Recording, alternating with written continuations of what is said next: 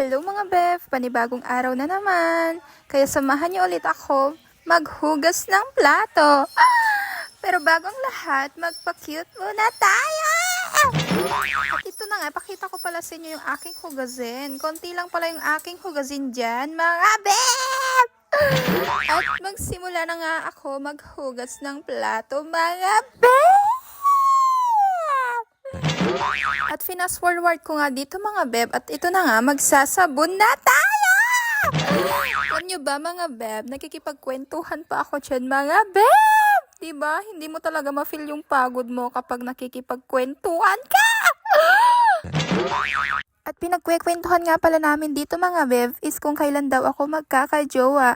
Pero sabi ko naman, saka na lang muna! Kasi alam nyo na, hindi pa ako ready! At takot pa ako masaktan. At isa pa, yung para sa akin is hindi pa naipanganak. At ito na nga, dito na tayo, mag-focus na tayo dito dahil tapos na tayo naghugas ng plato mga Beb! Kaya samahan nyo na ako at ipasok na natin to sa loob! At hanggang dito na lang nga yung ating vlog mga Beb! Maraming salamat sa inyo mga Beb! Bago ang lahat, magpa-cute muna tayo!